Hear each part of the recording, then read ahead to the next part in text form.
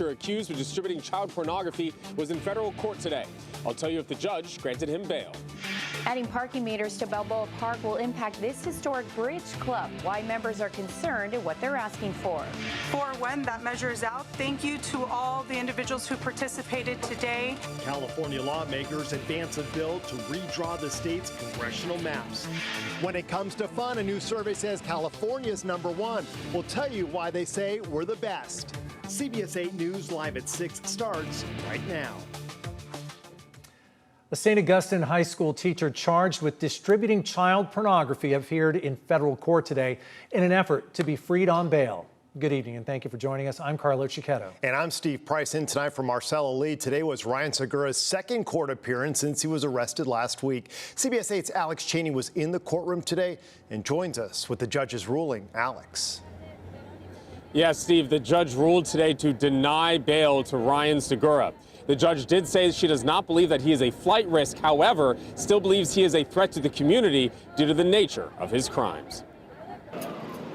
The family of 27-year-old Ryan Segura was in federal court today as the judge denied him bail. Segura himself was present in court today where no cameras are allowed. The prosecution shared new information in the investigation. Lawyers said Segura admitted to taking non-sexual photos of his students and then sending them and talking about them in a sexual nature with someone online. Lawyers today said Segura admitted to meeting with someone he believed to be 18 for sex and then later found out the person was 16.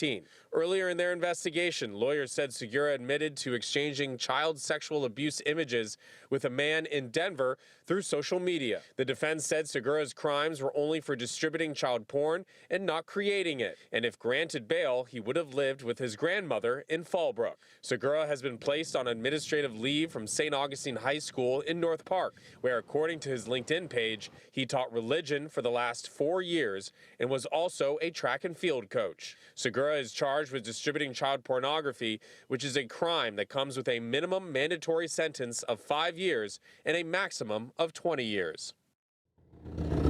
Segura will next be in court for his arraignment hearing, which the judge set for September 9th.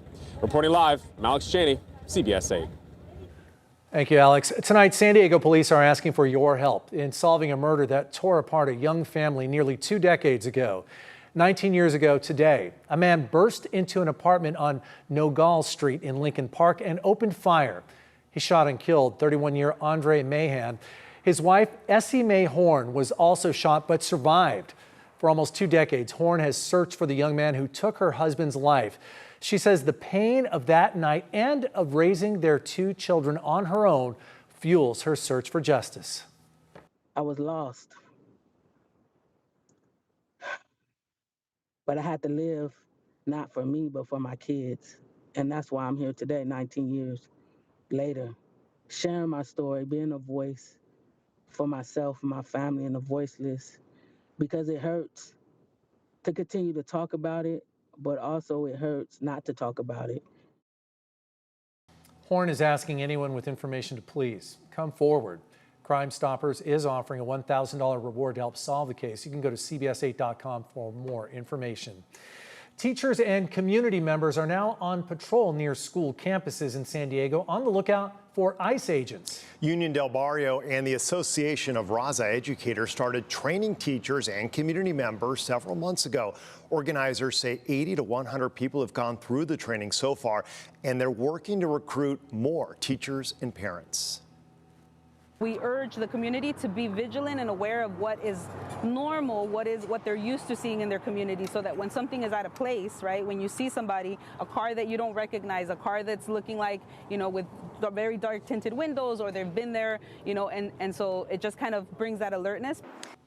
Organizers say teacher patrols will also be happening in North County, including San Marcos and Escondido. Some local school districts are voicing opposition to a state bill that's aimed at protecting children whose parents have been detained by immigration enforcement agents. AB 495, also known as the Family Preparedness Act, would help streamline the process already in place for caregiver arrangements, as well as temporary guardianship in case a parent is suddenly taken into federal custody. But leaders in the Lakeside and Santee school districts say the bill has vague language and would open loopholes that could result in children being placed in the custody of people they really shouldn't be around. The bill's author says this bill does not bypass child welfare protections or supersede any parent's rights. The California Senate Elections and Constitutional Amendments Committee advances a bill that would redraw the state's congressional map. The bill will be heard by another committee tomorrow and could help Democrats gain 5 seats in next year's midterms. Final passage is expected Thursday. The new congressional map would take effect only if voters approve a separate bill to allow the new maps to be used. That measure is also being debated, and a vote is expected soon.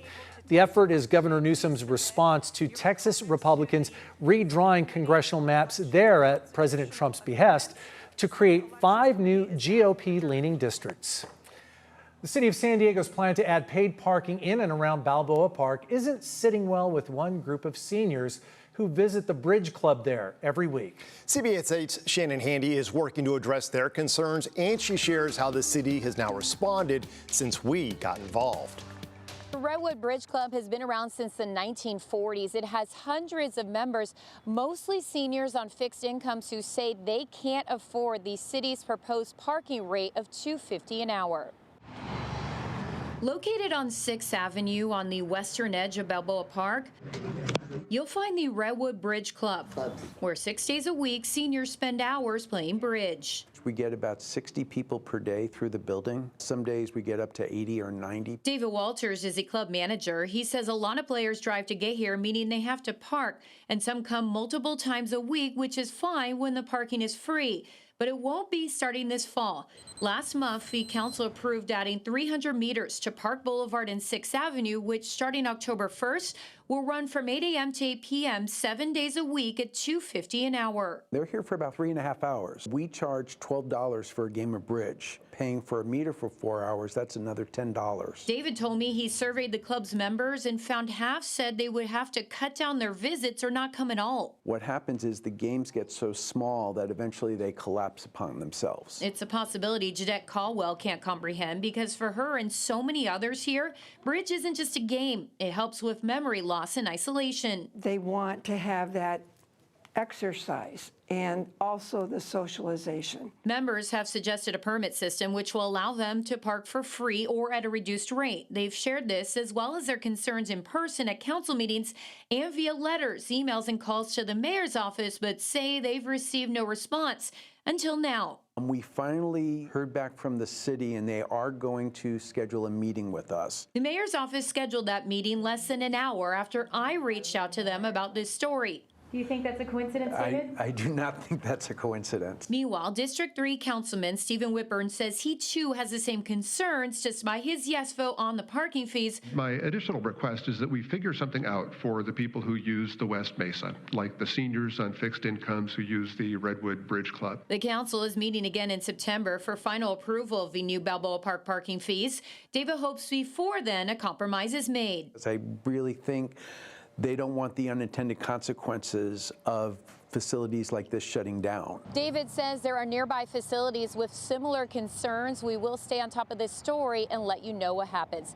Working for you, I'm Shannon Handy for CBS 8. Thanks, Shannon. Remember, if there is something you would like us to look into, you can email us at workingforyou@cbs8.com. We'd like to share some news about our organization. Today, we learned that Nexstar is set to acquire our parent company, Tegna, in a $6.2 billion deal, creating the nation's largest local broadcasting company. This merger will combine 265 stations across 44 states and Washington, D.C., reaching nearly 80% of all U.S. households. In San Diego, this would put KSWB, KUSI, and KFMB under the same parent company. This deal is expected to close in the second half of next year, pending regulatory approval.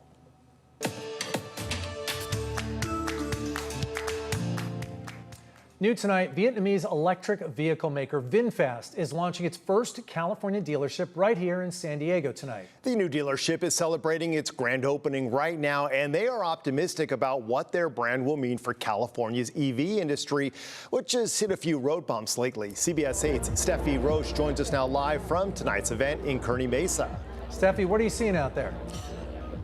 Yeah, well, there's about to be a ribbon cutting. There's food, there's music, there's DJs, and I'm honestly feeling a bit like a celebrity right now. Look, they've got a red carpet for us over here, and there's a lot of people out here right now. Management here says San Diego has really become a hot spot for EV sales. San Diego and California in general was prioritized for its strong EV adoption.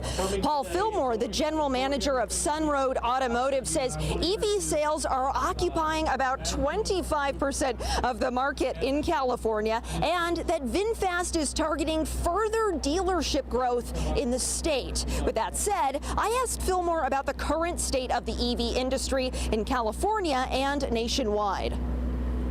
So the EV business has been off a little bit with some of the new mandates. There's some incentives going on that have been nationwide for a couple of years. Those are going away, but the industry itself is here to stay. It's really put a place and a focus in on having an easier way to deal with vehicles. Obviously, air quality here in California is very important, and having a zero-emission vehicle is fantastic.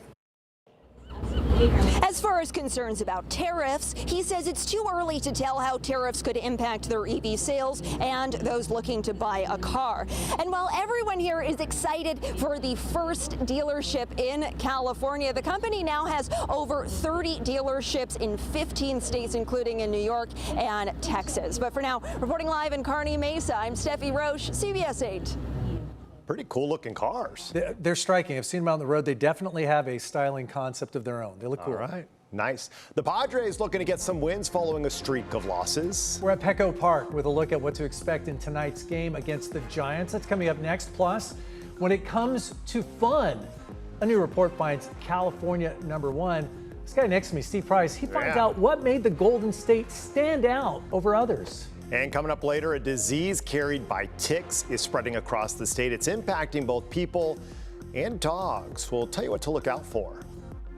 We're seeing that marine layer returning right along our coastline. Lots of sunshine was in the forecast for today. We're looking at more cloud cover, but it's mainly going to be over the mountains and desert as monsoonal moisture is back in the forecast. All those details are coming up.